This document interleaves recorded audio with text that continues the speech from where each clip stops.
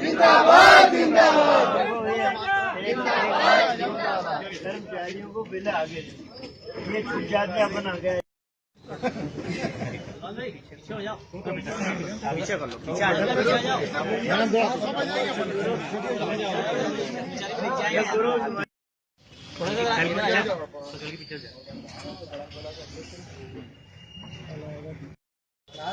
मामू मैं शुरू होता हूँ, तुम बता पाओगे। 3 दिन में पहला दिन जो विधायक मरे उनकी शोक संवेदना में होके खत्म हो जाएगा। 1 घंटे में कंट्रोल खत्म। 2 दिन और बचेंगे। आप क्या मुद्दे उठाओगे? हंगामा होगा कोरोना के ऊपर, महंगाई के ऊपर, लैंड ऑर्डर पे 5-5, 7-7 हत्या हो रही है। 10 लोग कल मंदसौर में मरे। 17 विभाग के कर्मचारियों ने आंदोलन की राह अपनाई है। इसके पीछे कारण ये है कि गूंगी बहरी लंगड़ी लूली सरकार जो छल और कपट से बनी है, ये असल में ये व्यापारियों की सरकार है। ये छोटे कर्मचारियों की सरकार नहीं है। ये आईएएस और आईपीएस की सरकार है। उनकी सुनी जाती, नीचे के कर्मचारियों की मांगों पर कभी ध्यान नहीं दिया जाता। और ये कर्मचारी जब भोपाल की सड़कों पे आंदोलन वाजिब मांगों के लिए करने जाते हैं तो इन पे लाठी की बरसात होती है। मुझे जानकारी है इसमें बहुत सारी मांगे आवश्यक हैं। हमारे कर्मचारी साथियों का ये कहना है कि इसमें से तमाम सारी वो मांगे हैं जिनमें सरकार को आर्थिक बोझ नहीं आएगा, कहीं सरकार का पैसा खर्च नहीं होगा। कम से कम सरकार पहले उन मांगों को मान ले, फिर जिनमें थोड़ा बहुत आर्थिक बोझ आना है चरणबद्ध तरीके से एक एक करके हमारी मांगों को सुलझाए। भाई इतना समय कर्मचारी दे रहा है सरकार को मांग सुलझाने के लिए, पर सरकार इस बात को मानने को तैयार नहीं है। अरे भैया हींग लगे ना फिटकरी, तुम्हारी सरकार पे बोझ भी नहीं आ रहा है, आर्थिक बोझ नहीं आ रहा है। बात ये है कि 1 साल 5 महीने की सरकार ने 15 बार तमाम वित्तीय संस्थाओं से कर्जा लिया। 2.5 लाख करोड़ के कर्जे में प्रदेश से वो पैसा कहाँ गए जब 15 बार? भाई कर्मचारियों को उनकी वाजिब मांगों के लिए तो आपको देना पड़ेगा, पर इस सरकार में वैचारिक स्तर की कमी है, ये मानने को तैयार नहीं। मैं बहुत ज्यादा नहीं कहते हुए सिर्फ इतना कहूंगा कि आज नहीं, थोड़े वक्त बाद हमारी सरकार आएगी, आप लोगों के सहयोग से, आपके आशीर्वाद से।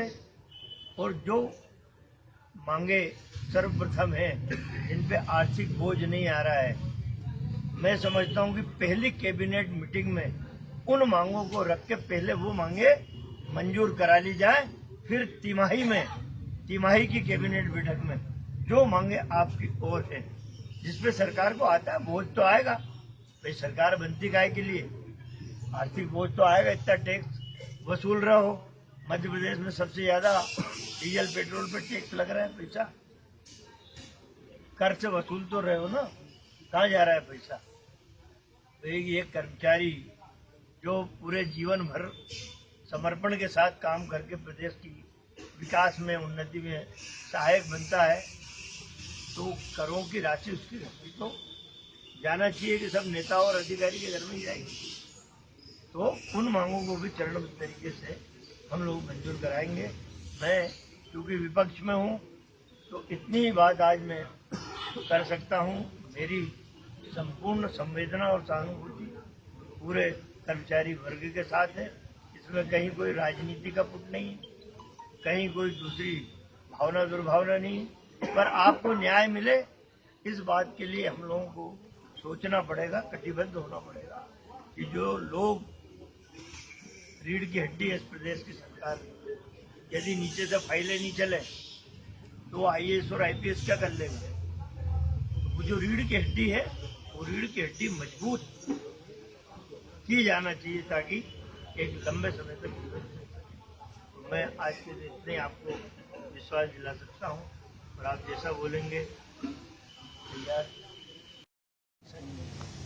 इन्होंने कहा था शिवराज चौहान ने कि हर सरकारी कर्मचारी को, पुलिस विभाग में खास करके हम जो पुलिस कर्मचारी कोरोना की ड्यूटी पे मृत्यु को प्राप्त होगा उसके परिवार को 50 लाख और एक नौकरी देंगे। 100 कोरोना योद्धा, 152 पुलिसकर्मी मरे, लेकिन शिवराज की सरकार ने 7 नाम। तो ये बातें हमें उठाना आवश्यक है। ये मृत्यु प्रमाण पत्र नहीं दे रहे, कोरोना से मृत्यु का शासन की योजनाओं का लाभ नहीं मिल पा रहा, ये बातें हमको उठाना पड़ेगी। केंद्र की मोदी सरकार बोल रही है कि ऑक्सीजन से एक भी मौत देश में नहीं हुई। इन मुद्दों को हमको उठाना पड़ेगा। हाहाकार मचा हुआ था, एक एक हॉस्पिटल में एक साथ 30-35 लोग ऑक्सीजन की कमी से मरे। ये बातें आएंगी। देखो, मैं ये नहीं बोलता कि आपकी मांग रखेंगे हम, पर नंबर नहीं आ पाएगा। मैं झूठ बोलते ही नहीं, कोशिश मैं करूंगा आपका ये वाला मांग हम रखेंगे, पर तीनों दिन हो हल्ले में विधानसभा नष्ट।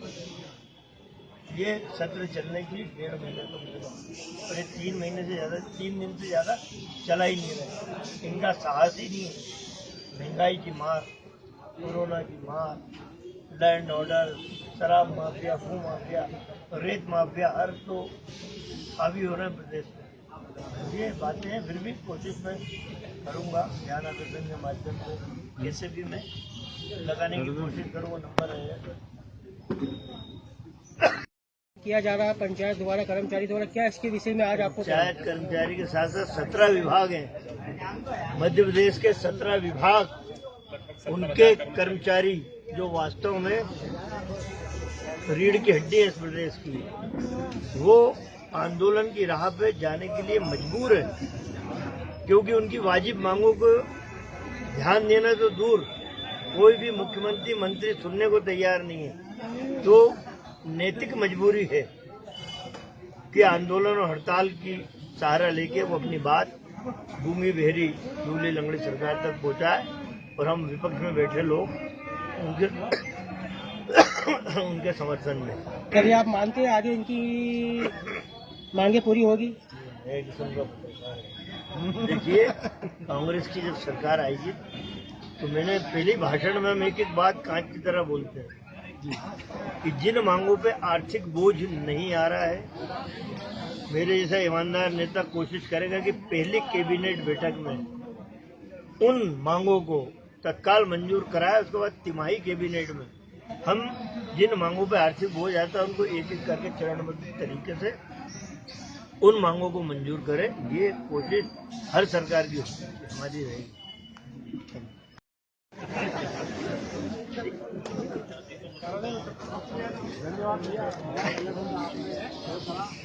यार मेरे को आनी चाहिए भाई, आप लोग हमारी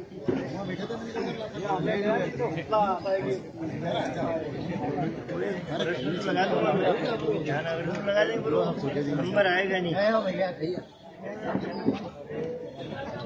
रख ले, सारा बात रख ले भैया। चलो बात कर लेंगे, बाद में कर लेंगे। How young man, how you young man, young man, photo लो रे, लो लो रे, एक लाइन कही है। गरीब को मामला रास्ते का तो बहुत शानदार फोटो आया है, ये फॉरेन जाएगा। अब एक जगह प्राइवेट बात मेरी सुन।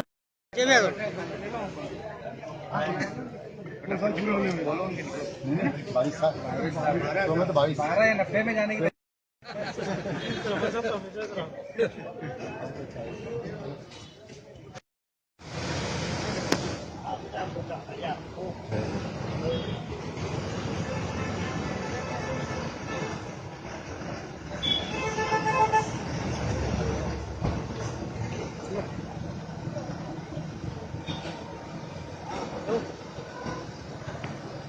भाई